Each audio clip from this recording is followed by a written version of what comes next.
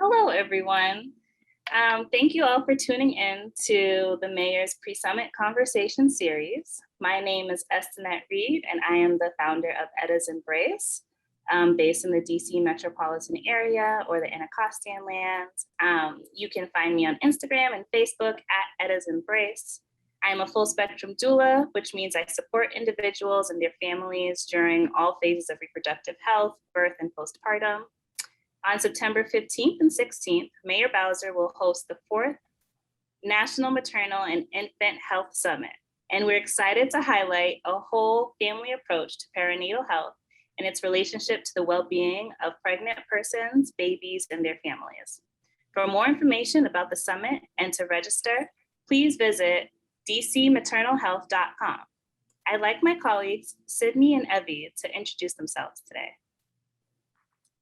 Hi, my name is Sydney Wilson. I am a master's level community social worker, a full spectrum doula, and a certified childbirth educator located in Hyattsville, Maryland, just outside of the DC area. My work includes directing youth development programs and working individually and on a community level, offering doula support and childbirth education and parent preparation courses. Super excited to be here, love the topic and excited to talk about it. You may find me on social media at From Sid with Love on Instagram and Facebook.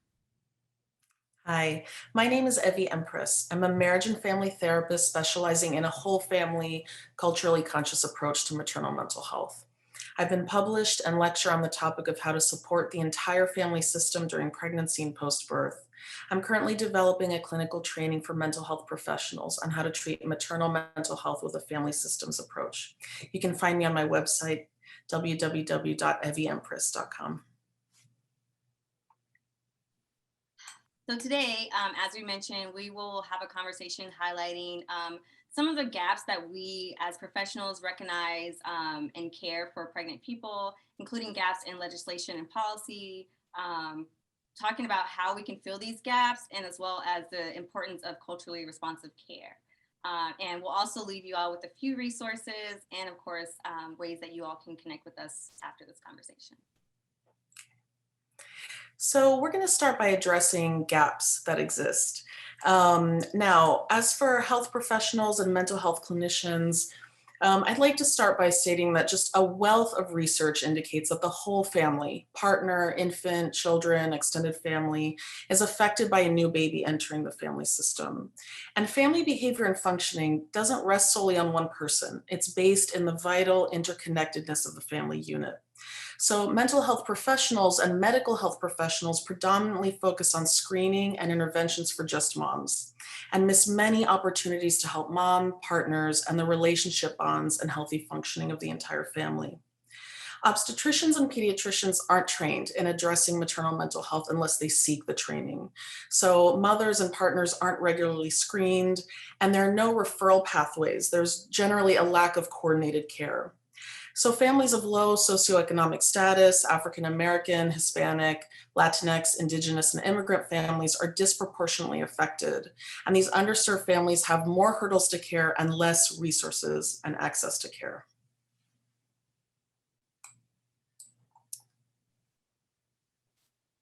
And while it's very exciting to know that there are many states that are moving towards expanding Medicaid coverage that specifically targets the postpartum period of pregnancy and birth, we recognize that there's still some work to be done, right? This isn't across the board. There are gaps in states such as Arizona, Kansas, Oklahoma, who have very limited coverage for postpartum support that doesn't expand to 12 weeks or 12 months, excuse me.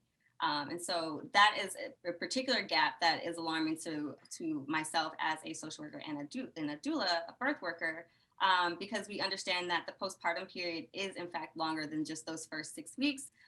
It's also longer than that first 12 months, but we recognize that there is a larger impact that we can make when we do expand that care to the full 12 months, the first year of parenthood and of childhood for a lot of children and infants. It was said by the American Hospital Association in 2018, they noted that the causes for the increase in maternal mortality are complex And as Evie mentioned, a lot of it has to do with the lack of consistent access to prenatal care and persistent inequities in care. So again, there are these gaps that are happening at policy level, at community levels that we can address to make the postpartum period a lot safer and healthier for families. And it's important to be sure that all folks are covered, including that birthing person and the partner, because we recognize that both are entering parenthood and can be affected by the experience of parenthood and pregnancy. Research also helps us understand that when parents feel supported and they have access to the services that they need, they're able to better prioritize their own mental health. So the greater legislation around maternal health as a whole can support perinatal health in general. A really great example of policies that are addressing maternal mental health and maternal health as a whole is the Black Maternal Health Momnibus, which is a makeup of, I believe, 12 acts that address different avenues of providing care for mothers and fathers as they enter parenthood. It's a really great push towards a better initiative for maternal health across the country. And also within social services, there are some policies that we must address because we want to make sure that those policies are trauma informed and culturally responsive to the needs of the communities. It is very likely, and it is a true reality, that some parents are afraid of seeking support because of the fear of being separated from their children by the systems that they are seeking support from. And so when we recognize issues like that, we have to recognize that that starts from within the system. And so it's now our job as professionals to address that through policy changes. Yeah. So what does this mean for the community? We're hearing about some of these like racist ideologies and practices that are really kind of dictating how Black women and Black birthing people and people of color are treated in the system. And so that's coming from a lack of social support, a lack of trust of some medical professionals. So how do we as a community kind of are able to help our birthing people out? How do we bring that support back? According to the National Perinatal Association, between 20 to 25% of expecting birthing people suffer from perinatal mood and anxiety disorders. Black birthing people are more likely to experience some of these perinatal mood and anxiety disorders, but are less likely to receive treatment. And we're hearing that that has to do with some of these systemic policies and the ways in which we are seen and how we're treated by some of these healthcare professionals.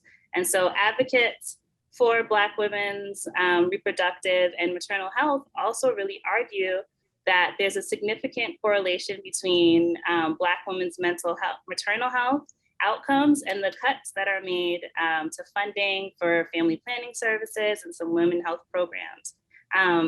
So how do we actually fill those gaps?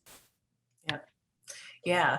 So as for providers, providers can seek specialized and culturally sensitive trainings on pregnancy and postpartum periods. Since this is not required within the system, then this needs to come from the providers themselves to familiarize themselves with research which discusses the impact of maternal mental health on families and children. Mental health professionals should offer parent-baby, couple, or family system therapy. Mental health professionals can depathologize these relational difficulties during the postpartum period and really facilitate supportive coping skills like encouragement, practical assistance, and emotional support. They can offer restorative bonding and attachment experiences that will increase connection and co-regulation skills. And it's not just for the postpartum stage. You catch these things at the postpartum stage, and they're skills that can empower families long-term as they navigate other challenges that come up in later developmental stages. Professionals can also work towards offering psychoeducational or health education groups and communities that are really in need of support. For mothers or family members in need of care, I would say seek marriage and family therapists or mental health professionals trained in couple functioning or whole family functioning. Advocate for your family's needs and share how your culture and family identity impact the therapy process. And I would also say to request screening from medical professionals for all guardians, whether that's a co-parent, grandparent, aunt, etc. I think on a legislative level, on a policy level, it'd be great to continue seeing expansions by states for Medicaid postpartum support, excuse me. But also to see maybe some federal legislation that addresses this as a whole, so that we're not leaving birthing people and their families, leaving them to the state's rights, right? And we're actually creating a balanced and federal level program that can address what's happening to the core. I think it'd also be great to see some federal funds that are allocated towards increasing the perinatal workforce, increasing perinatal therapy, increasing the number of birth workers and doulas that are available. And also, Evie, to your point, maybe there needs to be some changes within education policy, right? Where these things are being addressed in the curriculum, and that's not something that you have to go and seek outside of it, because if you are in a person-centered profession, we have to understand how to work with the whole person, their whole environment, and everything that makes them who they are. Absolutely. That was a great point. Yep. Yeah, for sure. And Sydney and I mentioned we're doulas. And so community-based doulas are one of the ways to help kind of meet that gap. Doula support is linked to reducing rates of postpartum depression and anxiety, alongside some increased positive feelings around your birth experience, and how you influence your own, the autonomy that you get from being able to influence your own pregnancy. And then also how like your village or your support person can also be a part of this experience for you. And so in case you're wondering, what's a doula? A doula is a non-clinical professional of a birthing person's birth team who provides physical, emotional, informational support to an expectant parent before, during, and after childbirth.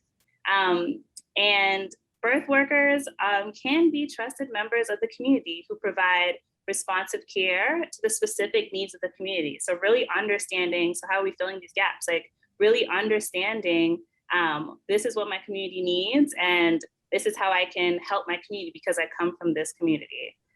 Community-based midwives are another really great way. Thinking of healthcare professionals that can provide a wide range of healthcare services to the expectant parent when they're coming from the community as well. Community members trust them. They're like, okay, this person looks like me, or this person understands my own lived experience. And therefore I feel comfortable having conversations about my pregnancy, or having conversations about even some of like the things that I'm feeling, so that I don't feel as if like I don't feel terrified being in this conversation with this individual, because I trust them. And coming back to social support and trust. And then also this increased empowerment and advocacy support that doulas can provide, and community-based midwives can provide as well. So you're creating space for the pregnant person and their support system to allow for that respect and value and autonomy.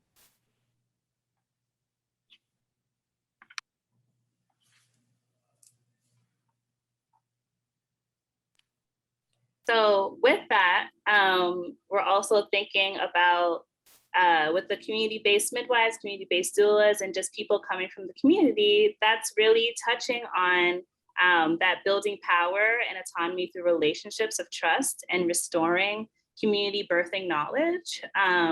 We're centering the whole person. We're thinking about this cultural responsiveness. We're centering their whole person and are having wraparound services and wraparound support during the perinatal and postpartum periods. Community-based birth workers, they can help individuals help reclaim their control of their pregnancy. Like I am going into my sessions with my healthcare professional, and I'm asking you questions, and specific questions to really gain knowledge and be able to understand and make informed decisions about my care. And thinking about like encompassing their physical bodies and the acknowledgement of some traditional birth practices that are coming from our community-based doulas, our community-based midwives, being able to kind of take back ownership in general of my birth and postpartum experience, and creating some like non-judgmental space for the birthing person and their support team to be themselves, to really connect to and navigate resources to support holistic well-being. Yeah. Families look and function differently across cultures. So for example, collectivist cultures include extended family members in the care of infants. Parenting practices may look differently. Attachment practices may look different. And this is often neglected when considering which family members to consider in screening and treatment. And so it's important to assess for the unique functioning and character of each member of the family and family system in treatment. Professionals sometimes also don't address the stigma of maternal health distress and the outside factors that really impact the difficult adjustment and normative adjustment. So it's important for practitioners to acknowledge and address the systemic stressors and the contextual factors that contribute to a mother and her family's struggles by paying attention to social determinants of health, economic stability, education access and quality, healthcare access, environment and community context. Practice curiosity. It's also important to address the trauma of neglectful care from past professionals. And when we're looking at the policy level, again, that federal guidance to support care, right? And not only at an equal rate, but at an equitable rate. We want equitable policies so that the folks that are in most need have greater access, right? And that's the big picture here to address the folks with the highest need, right? And that's what we really want to do. And also, when building these policies and addressing this legislation, enlisting community workers, right? Enlisting community doulas and the community midwives that Esthanette talked about, enlisting community members, birthing people, speaking with large organizations who do the work already and using their guidance and their resources to understand really what the community needs, right? I think Esthanette has displayed it beautifully when we talk about starting in the community. We can't start from a place of giving if we don't understand what needs to be given. Policies around paying doulas. Yes, policies around funding doula support. And I know there have been a lot of great things that have come out in the news recently. I believe Walmart in Georgia is providing funds for doulas. I think Dove just came out with a new campaign that they're providing funds for Black birthers to work with Black doulas. And that is really great. And that's what we want to continue to see happening. And not just in certain states, we want to see it on a greater scale, right? For all birthing people again. Policies around insurance covering doula care, postpartum doula care, fertility doula care, all of that, because all of that is going to impact the mental health of the birthing person and their families.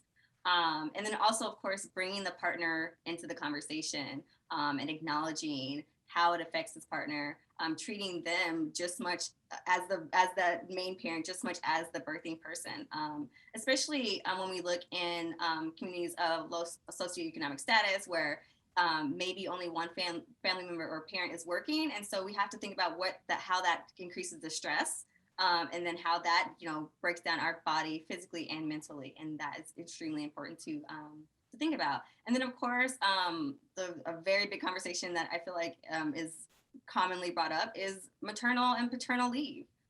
Perinatal leave as a whole is something that we have to address as a nation, because we recognize that is really important for the mental health process and overall mental health as well. Yeah, absolutely. Yep. Should we pull up the slide? Yes. Okay. We mentioned we have some resources for you all. Here. Okay. All right. So I want to thank you all for today's discussion and the information and resources you provided. As a reminder, be sure to visit dcmaternalhealth.com to register for this year's National Maternal and Infant Health Summit, which will be September 15th to the 16th. To learn more about myself, Sydney, and Esthanette, you can find us on the websites or social media platforms shown on this slide. See you at the summit.